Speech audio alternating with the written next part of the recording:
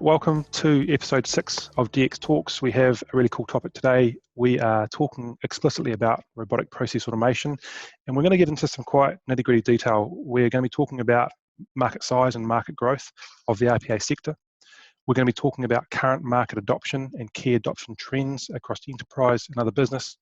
To help us explore these meaty topics, I'm really excited to welcome Martin Milthorpe, who will be sharing his perspective with us. So Martin, welcome. Thank you, Russell. Good morning. Yeah, cool. Pleasure to be speaking with you and your audience. Thank you.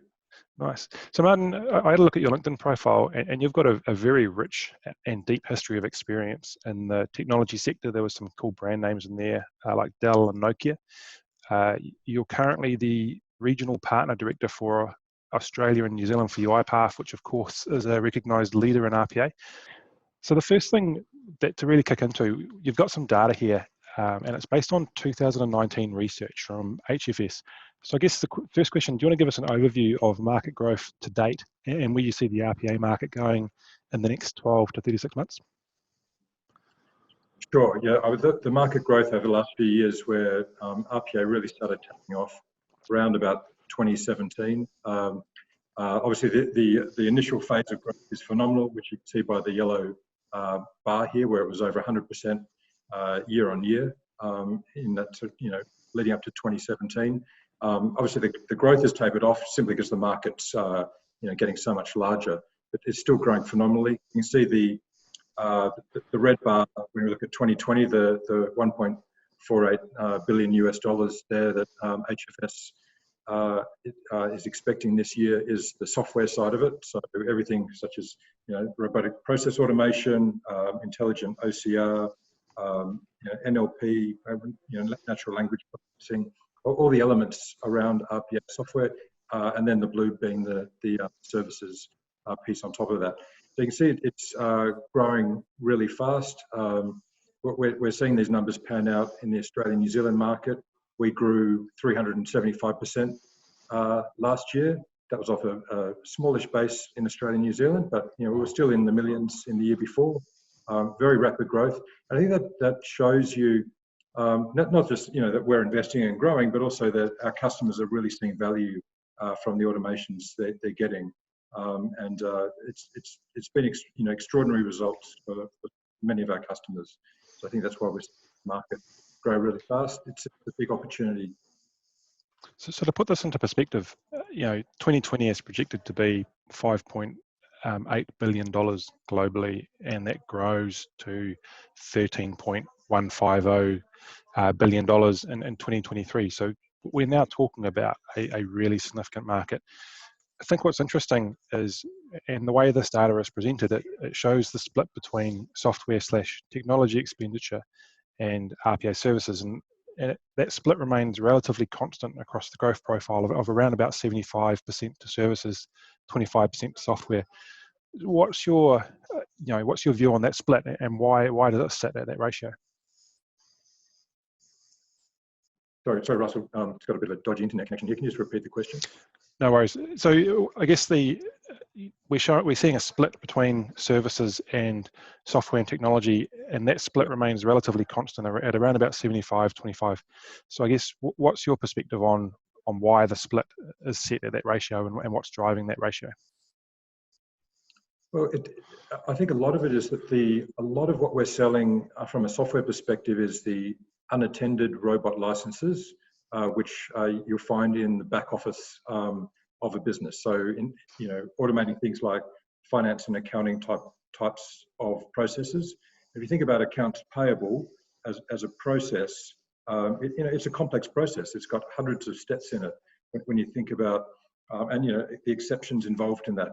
So that the services work to map out that process, all the kinds of exceptions. For example, why would you approve and pay a purchase order versus why would you reject it?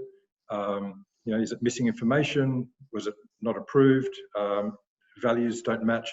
All these sorts of exceptions that can come up in those types of business processes create for a relatively complex piece of services work. And that's why you see this delta here. So what may be, $10,000, $20,000 US worth of software per process may take, 40, 50, even up to 100,000 US dollars in terms of the services work around that process. I think what we'll start to see over time, though, is we start to move more into, we call attended automation, things like contact center automation. The software versus services will step in the other direction, and that market's really starting to take off. So we're seeing contact center wins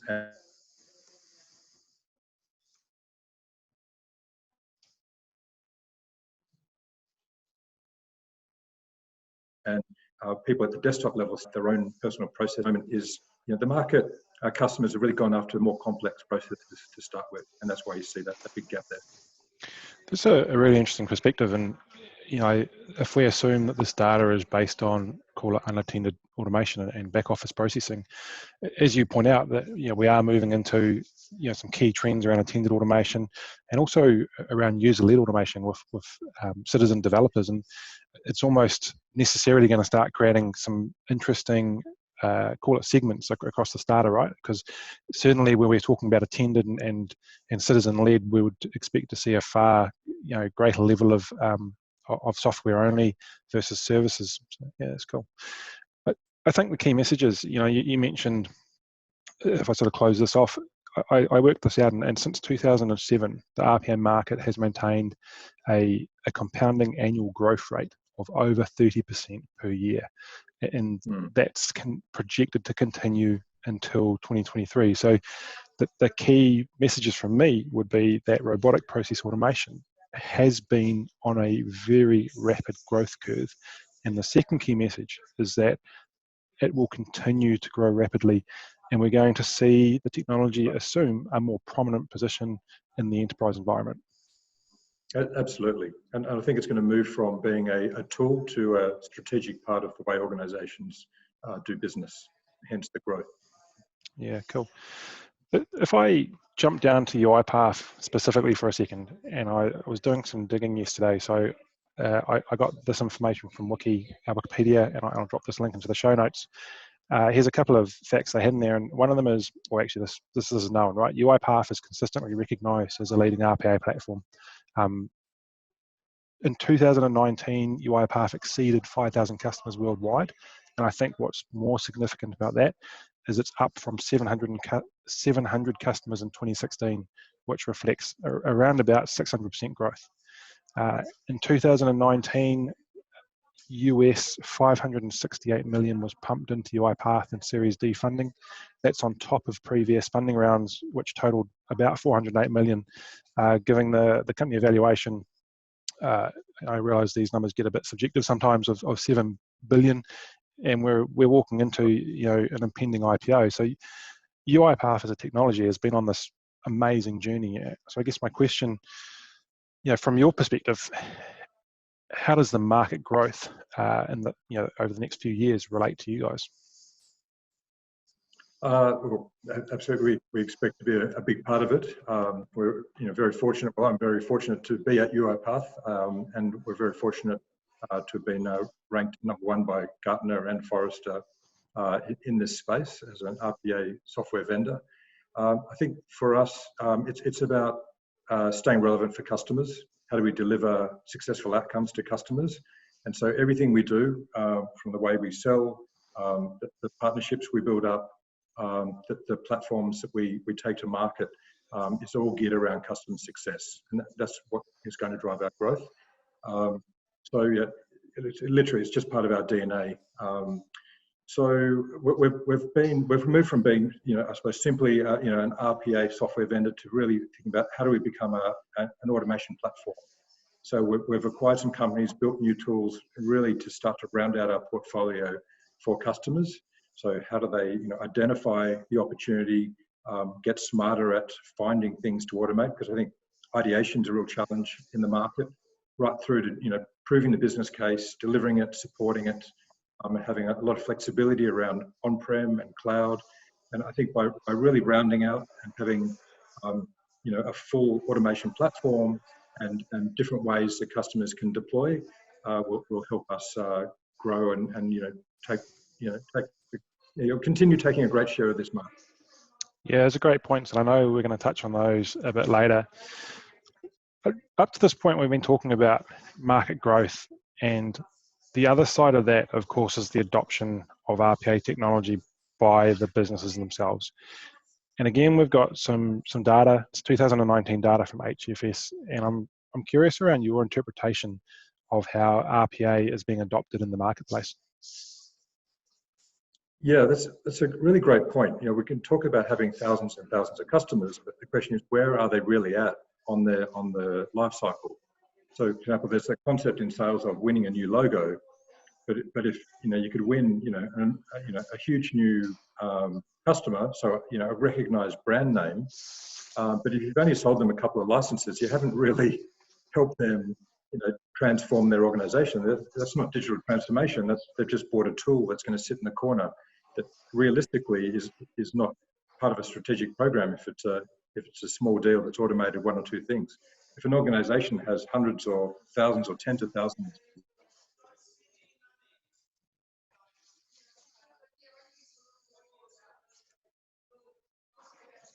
of employees, the potential for automation is going to be huge. Take cost business, increase revenue, build their business continuity planning around coronavirus. If their workforce now has to work from home, does everyone have a laptop and remote access? Or and what happens to? I was talking about there's an organisation in Victoria yesterday. Their contact centre staff have just moved to work from home, but everyone had a desktop computer, so they've taken laptops off corporate staff to give them to the contact center staff. They weren't ready. So you think, okay, so we've now kept the contact center going, but what happens to the corporate staff? How do they do their jobs? So you think, well, how can automation help around that business continuity planning? So that's what I talk about. When you think about scaled up and industrialized, which is that bucket where the circle is there on this HFS slide, only about 13% of organizations can really say they've industrialized automation. It's right across their business. It's in multiple departments. It's helping their marketing organization identify new opportunities, and it's helping their HR organization assess job applications and go through both assessing people's resumes right through to onboarding new employees, automating those processes, those tedious things, what they're doing in IT, sales, finance, procurement. Right across the business, the whole business is benefiting in all sorts of different ways from automation. So we're saying, yep, over 5,000, or actually over 6,000 customers worldwide now. And we're saying about 13% have really scaled up and industrialized. So, there's another 27% are moving into production.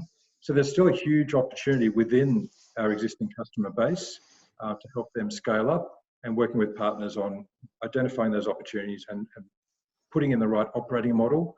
So it's not enough to just go in there and automate a process and figure out how to manage it. It's how do you start to embed this into the organizational operating model? So, everything around governance, risk, compliance, how do you support it? How do you identify opportunities? How do you prove the value?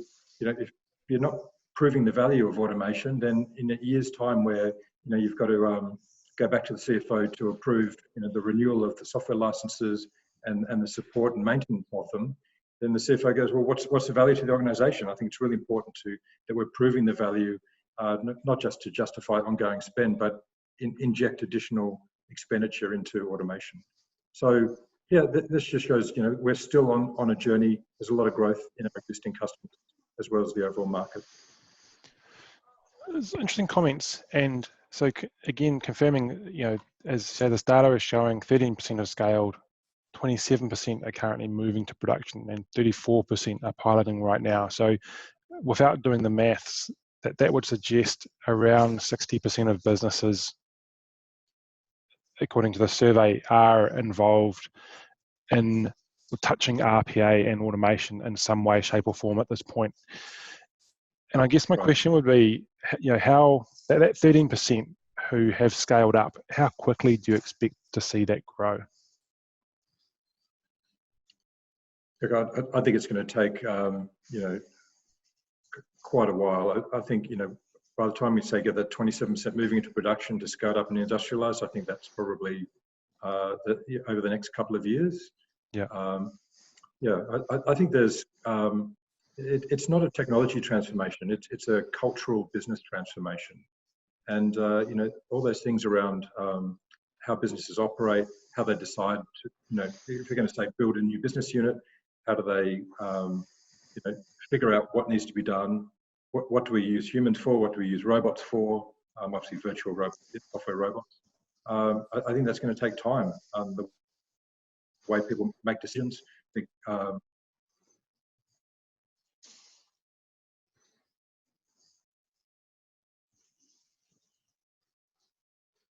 how people, people not having to work nights anymore, not having to work weekends. Literally, people just overjoyed at having a robot, augmenting what they do, taking away that tedium. So that said, of course, there could be changes to people's jobs. Some positions will be lost over time. But most of what we've seen in the Australian New Zealand marketplace is people's roles have changed, and that does require cultural adjustment, change management, and being considerate towards those people. There is definitely change driven by AI and RPA, but overall we're seeing some really positive benefits from it. Everything from happier employees to happier customers. I want to touch on coronavirus, and I'm cautious not for us to run down that rabbit hole. We were having a conversation before we started recording, which I think is really relevant. And the question I want to ask is, how do you see, and for reference, if you're listening to this later, this is 17th of March, so we're right in the middle of, I guess, this exploding globally, and businesses being really unaware of the impacts this is going to have. How do you see coronavirus affecting how businesses adopt RPA, and necessarily, for those guys that have got it in, where do you see the opportunities? And before I hand over to your answer, I do want to, I'm sure you've sort of caught this, but UiPath as a technology business, I got wind this morning that you guys have built a process, and that process is designed to help businesses screen their staff for a health check. So basically check in on their staff on a daily basis and give a summary report back to the relevant business stakeholders. And more importantly, you've open sourced it and put it out there and said we've designed this to work with generic business platforms. So, so I want to point out, your team is coming forward and coming to the party, and I guess being there for businesses. So I guess if I loop this back to the question, how do you see coronavirus impacting adoption, and where do you see the opportunities to help businesses through what is invariably going to be a challenging time?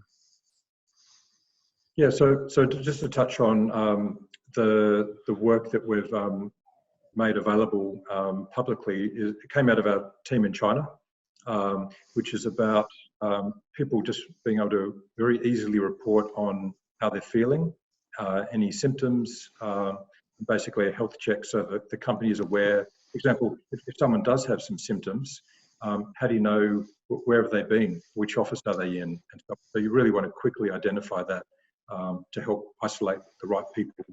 You don't want to find out, 2 days later that you should have been isolating the whole office. So that automation was put in place maybe 5 or 6 weeks ago in our China team, and we've made the automation available free on our website. So in terms of where we see the RPA market, I think we'll continue to grow in our existing customers. I think it's going to be really difficult to bring on new customers over the coming months during this. We've got some customers that are bunkering down. I suppose some of the more traditional organisations saying, "Hey, we're going to save all our budget and put it into the war chest to get through this."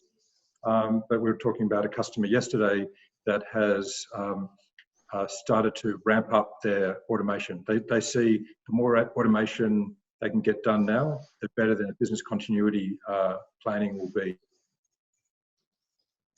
Nice, cool. Certainly agree with that. We're definitely hearing that those same messages in the market.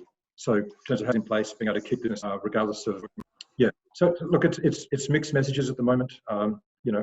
Maybe we'll see that the 2020 growth that was predicted by HFS drop off a bit. But it's hard to say right now. I suppose it largely depends how long it will last. But one of the things that gives me confidence is that not only can we continue to consult and sell remotely and virtually with customers, but I know majority of our partners can deliver automation remotely. They have experience doing that.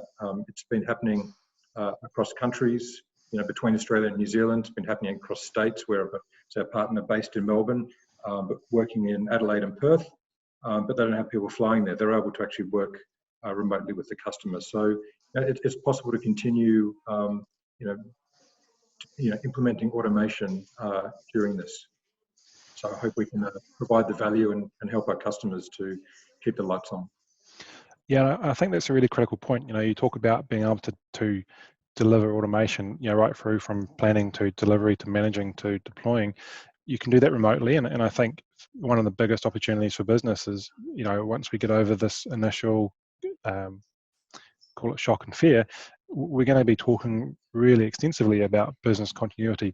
How do we ensure the continuity of business critical processes, of business critical operations, and automation is going to play quite a significant role in that, and from my perspective, as businesses look to de-risk availability of people who are there inconsistently through sickness or fluctuating capacity from their people resources, and more than ever it's going to become a conversation of how does the digital workforce and the human workforce integrate, and what does that future operating model look like. Absolutely. So, ladies and gentlemen, we have been talking to Martin Milthorpe today. Martin is the Australian New Zealand Regional Partner Director for UiPath.